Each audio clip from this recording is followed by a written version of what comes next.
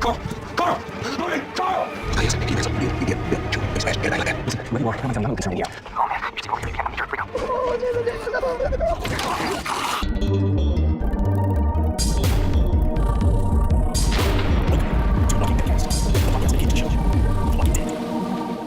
Hey, Zed, welcome to our podcast. I'm Jason. And I'm Karen. This is Walking Dead episode 39. 39. This week's episode, we got 2 more episodes before the premiere. Yay. Wow. So, yeah, it was kind of funny though. How long is it? What should it be? That's right. Pretty bad. So on this week's episode, we're going to talk about, we rewatched Walking Dead season 1, episode 1 through 3, and we're going to say what we thought about it and everything like that. Yes, we will. We got some news about Walking Dead. We have some contest info. I brought this contest weeks and weeks back, and now we're going to finally roll that out. So excited about that. We have a special guest segment, and we have our guest top 5, the top 5 things we're most scared of, which is going to be our funniest segment ever.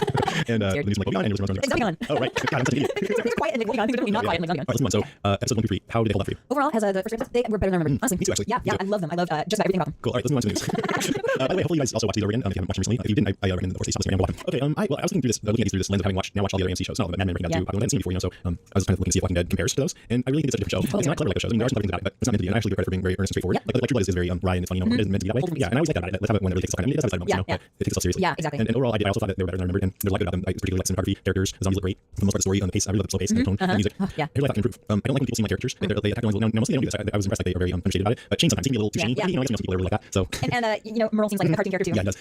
And they get too melodramatic sometimes. But and to make it better, they can make it even more tense. Like I want it to be so tense I can understand it. And there weren't a lot of moments like that. Yeah, and scary, you know. Yep, I agree. When Rick is under the tank, that's like the most tense. Like, oh, shit. And he looks out magically in the portal.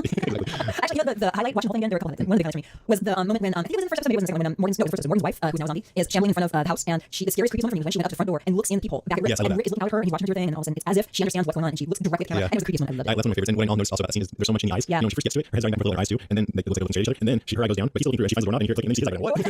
It was so well done. That was great. I can't get enough of Morgan. I certainly hope that I see him in this kid again. Another actor I can't get enough of. Again, I'm struck all again by how awesome Stephen Yeun is. I know, me too. He's fantastic. Yeah. I read it, I'm like, oh god. I was struck just trying to think about who's playing character and who isn't. Glenn, he's great, and also Carl. Yeah, he's really good. he really and is. also, even though he didn't have a lot to do, Morales, the Mexican guy, Yeah, he's he was great. good. Yeah. And Lori, Sarah Wayne Callies in real life is just this beautiful actress. You know, you saw her, and you probably think, oh, she's probably an actress, and she shines. But when she plays Lori, she feels like a tough working class woman. You know, She's a housewife. yeah. She's a housewife, and she started dealing with what happened. And But you know, I don't want to disparage either the guy that Shane Dumberville or even my worker. Even though he's like a character, I was actually more into Merle this time. Yeah. Like he's very, especially the scene where we come back to him handcuffed on the roof and he's talking about the time that he clocked somebody in the Marines or something like that. Right. He's very good. I think he's really good. making a deal with God, and then he's like, no, screw you, I made this saw. Yeah.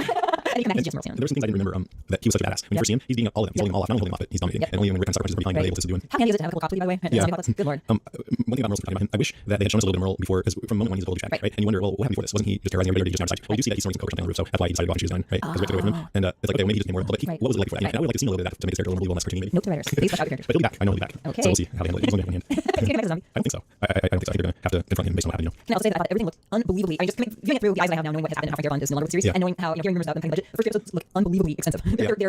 The scenery, the shots look. I mean, they must have done a ton of CGI, but also they had a cast of however many zombies and the crane shots, and everything looks really, really nice. There's one quick shot they do as Ridley in the hospital, and there's tanks and helicopters are abandoned in the hospital, and it's just hospital trash, and that scene could have been on screen, shot could have been on screen for about 5 seconds, but they must have spent $1 billion on it. Well, a while back, we played a clip that showed how much CGI they added, and that was like barren. Like almost everything And was all CGI. CGI. It makes me wonder how much that cost. I thought it was expensive, you know. But apparently less expensive naturally having all those tanks everywhere. Right. But then it makes me wonder how much of that can they do this time. Right, you know, exactly. with a lower budget. Yeah. We'll see. I hope it looks as good. Oh my god, I thought Bicycle Girl again. I'm still dazzled by Bicycle Girl. Yeah. Loved her. Loved her. That was beautiful. I didn't like the piece of music later on it. Wait, can I ask you a question? Did you name after David Hero? No. Are you sure? Yes. And I also didn't name it after Boston Music. Alright, so look at that. Tell people something you need to get after so that we can get the extra. Maybe like, send you over there. Zombie baby. One thing that really set the first episode apart for me was actually I don't know what it was, the tone or the pacing or something, you know, the sense of discovery about it, and it had this kind of a dreamy feel. Yeah. You get that? It's like from a coma, you know. Yeah. But I noticed even the music sounds kind of dreamy, and I have a little segment here. hear that. Rick when he goes home for the first time. Carl! Carl! Loading! Carl! Sort of ethereal, you know. Loading! Carl! It's pretty. That's another It's thing, right? They super play You know what that reminds me of? That reminds me of Music House. yeah, and I like how they didn't really know how to make music so that it's not what you stereotypically hear in a Yeah, movie. yeah. Sometimes there was one scene when he went to the house looking for gas and he went inside, or looked inside, and the guy blowing his head off. So I was like, there was no sound there. And they could have played this. Right, exactly. These flies buzzing. Oh, that was also creepy. God forgive us. Yeah, that was not a good moment. But then you got Percy. And then the Yeah, and he's like the sweet scene, you know, I'm quoting this horse in the proposal, and then he gets killed. Look at Percy there. And So it was fun to watch all three in a row. I hadn't done that before, and it really gave me a sense of different styles. And this woman, Michelle McLaren, directed episode 2. Garrett directed episode 1, and Michelle McLaren also directed the last episode of Breaking Bad and many others. Really? Yeah. And so I started thinking about it. Okay, that show is very twisted and Yeah. sick, kind of dark humor. That's right. Well, I've had Oh, Breaking Bad. right. Yeah, I know that's where it felt like a dark comedy. Yeah, Episode. right, The first one was more kind of emotionally raw, you know, witty, kind of frustrating thing. Yeah. And this is like Breaking Bad, sick humor. no, you're absolutely right. You're absolutely So I right. know what I thought. I love Guts. I thought that was a real strong episode. Which one's your favorite of the 3? I like the first one. Yeah, I thought me the first one was great. I thought it was so strong, and I loved it. And then let me see one more Breaking Bad mentioning. So the Dodge Challenger that Glenn takes off in. Yeah. Well, in the recent episode of Breaking Bad, they had that exact same car. Walt gives it to Samuel Jr. And you know, I wonder if that's like a thing or. Or just like a wink to the fans of both shows. Nice. Yeah, I think so. So now that you've seen that whole season 1, what do you think the helicopter was? Do you think the helicopter was hallucination? Do you think the helicopter was a real thing? I really think that it was a way to get him to rush into the city and then be surrounded by zombies. You know, I kind of first like sometimes I think of things in a way of how did they make this. Right, You know? how do writers get Yes, to and that it's point? around community surrounded, but he just didn't say how we do it. Right. Let's have him chase out this helicopter. So I really think that's what it was. But they didn't bring it up. Then later he told everybody he saw it, and they didn't believe him. No, it sure Right. So maybe they didn't hear too. So that does bring a question: was it hallucination or what? Right, So I don't know. right. I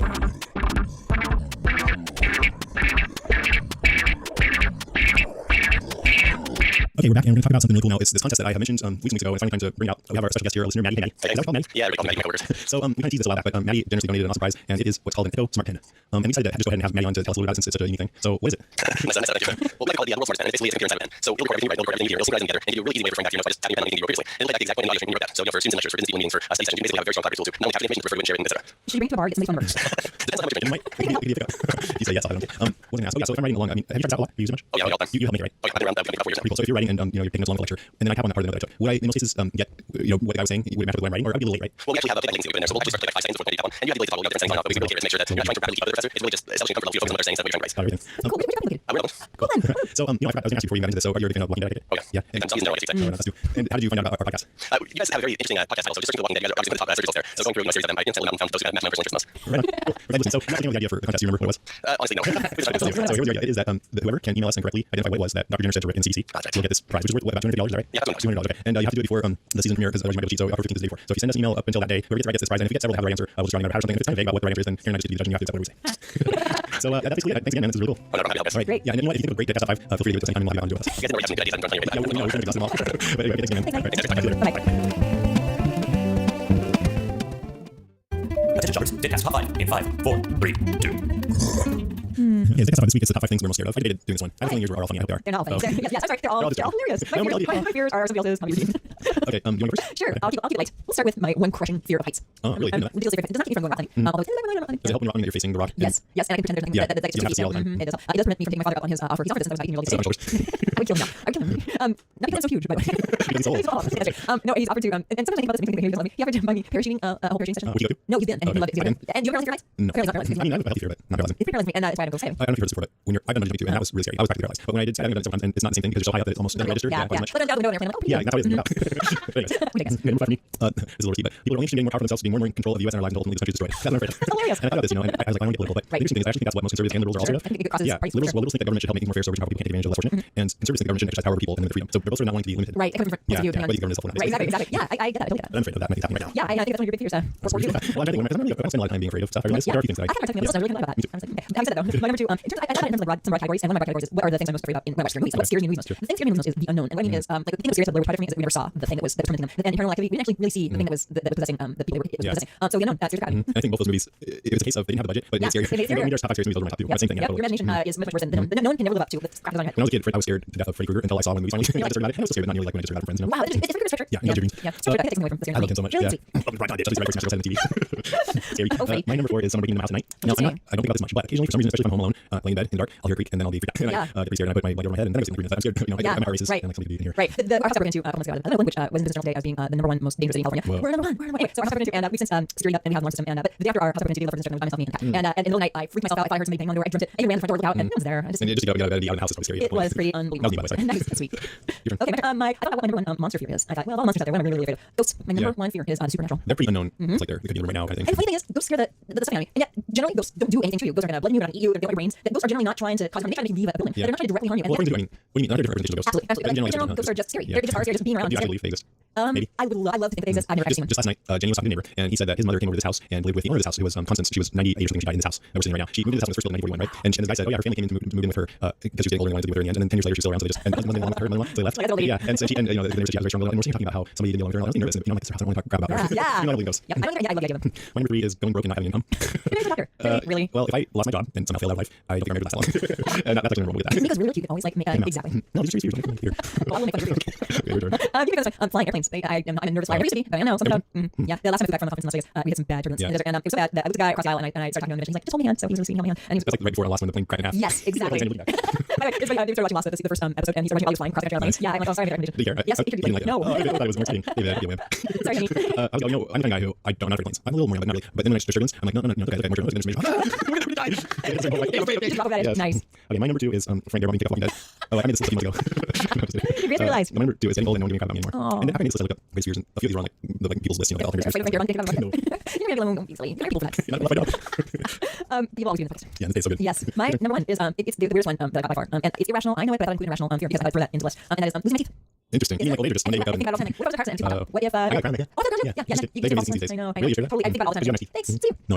Very low, very good. Very good. Mine will leave that fun track. My number one is being alone, losing my wife and kid and friends. Although I don't think that'll ever happen. That's kind of similar to number two. Well, that's being old. Oh. Not having any left, but it's just tomorrow. Being alone, Yeah. that's it. Wow. So- Yeah, you're totally dark. Well, there's, yeah, sorry, I mean, I don't have a lot of years. Right. A lot of people were fear speaking in public. I actually really doubt I'm speaking in Me public. too. so- Funny, I thought you Yeah. And I do Google my worst fear, and I found this post on my message board. But my worst fear is obviously very unavoidable, but it makes me shudder just thinking about it. My worst fear is placing your front teeth on a 90-degree angle such as a concrete curb and having someone stomp on your head, taking all your teeth. That's what he said. No way. But I think he meant to say avoidable, not unavoidable. Right. Because I can avoid that, I would think. Of course you can avoid it. Yeah, just don't get into, don't hang out with Nice to know that somebody else thinking about this too. How dare you? How dare you? Next week, I haven't actually checked this with you. I thought we did the 5 things you most want to see happen in season 2. Oh, I like it. Okay, let's do that. Yeah, You guys ready to tell us? Yes, I'm telling you. Okay, so let's move on to listener runs. What happened? That's so weird. Yeah, that's so weird. Okay. Maybe that's- We have email and some tweets. First email. This one comes from Newt. Hey, Newt. Hey, Sister, and I'm so pumped up for the next Walking Dead season, but I'm sad that the podcast is moving so slowly. Now that the premiere is on the way, my prediction of understatement in TS19 is everyone's already infected. Yikes! That's awesome, by the way. I love it. Oh my god, that's really also, just listening to the awesome abridged audiobook of Max Brooks' World War Z totally blew my mind. Are you guys familiar with it? Yes, Yep, I like it. Yeah, I got it listed. People didn't tell me about it. And the predictions, Sophia dies in the first episode when our friends get swarmed on the highway, deserted and on wheels. Just my guess. Signing off. Love you guys, Newt. Love you, Newt. Newt's been featuring a lot on the Facebook page, so I just want to let you know, appreciate that. Hey, Newt. I like that audiobook a lot. The weakest point is actually Max Brooks' contribution because he always actors on there, like the part, so he's a writer and he's good. What But did he the book is about this journalist who's sort of chronicling 10 years later what happened in World War Z, and so he's a journalist. He's good. And that's what I want on this podcast. Yeah, that'd be cool. That'd be awesome. Okay, let's read some tweets. Actually, we have one from Mr. Blog. Hey, Mr. Blog. Mr. Blog. He says, these brothers right after your last episode. He said, great having you episode. No mention of Dead Island. A lot of PS3 yesterday in order to play it. It's on fantastic. So we talked about the Stand Dead Island. They did this amazingly touching and poignant and beautiful and horrific preview and trailer. And then everybody thought the game can actually be that way. And then the game came out. And I wrote back to Mr. Blog. Almost thought the reviews are only okay. How was the game? It was fantastic. It came out and the reviews are very uneven. They say some aspects of the game are amazing and it feels unfinished. And that's when right after having a game and everything, I'm just like, I don't want to play games if they're like super high rated because I don't have a lot of time right now. But I'll play this on game and it's good. You'll get it. Yeah, I'll play it. Anyways, he says, I'm not a gamer, so I may fail compared to others. Yes, it's repetitive, but it's a zombie game I always wanted to play. Kill his head, walk away, come back, he's still there. Hit the arm comes off. Step on head is crushed. That's almost like not as perfect as the trailer, but I'm loving it. Lots of this, and I must kick the kids out. Last night I was able to get in and drive through some Zeds. That made me happy. So, Mr. Blog. yeah, I eventually made a way for it to go on discount now. Right. Rather than surrender midnight after a little bit of sleep. Be able to sit on his head. Yeah, After he said.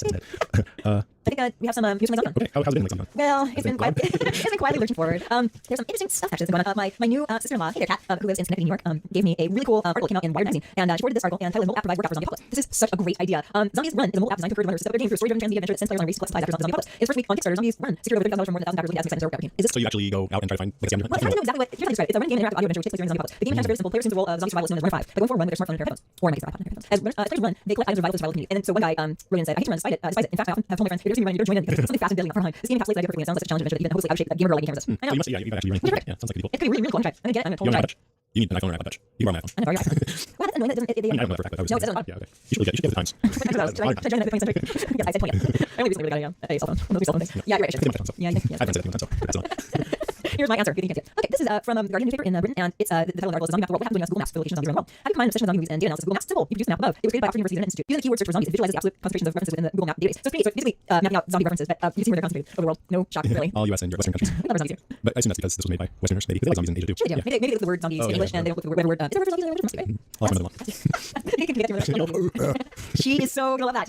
Okay, my final article is top zombie songs as rated by Boomtron.com. Foot Jumping Tunes from Beyond Grave, and it's their idea of what top 10 zombie songs are. Quick looking at the list. At first I was like, I was on board with it, and they had a couple good ones, or at least zombie zombie zombie songs like the song called I Love the Dead. All pretty good. And then they had some mood stuff. Finally, though, the part that I like was they had a reader write in and comment on it, and they some readers said, well, wait a second, you completely read that Cranberry song. Yeah. Like, right, exactly. Tom Waits has a great song called Dead and Lovely. R.E.M. does a terrific song, terrific version of Walk with the Zombie. I mean, there's a lot of really great stuff out there. And then I was looking at your monitor here, and there's some really great zombie music that has been produced incredibly lovely. Just saying. I was wondering if it had to be literally about zombies. I don't know. No, he even says that he got a little crap from people because some of Oh, just had his zombie pilot. or didn't have zombie pilot and he just didn't mean zombie. So that's it. That's news from Zombie. We're all going to dead. All the Netherlands are bringing movies.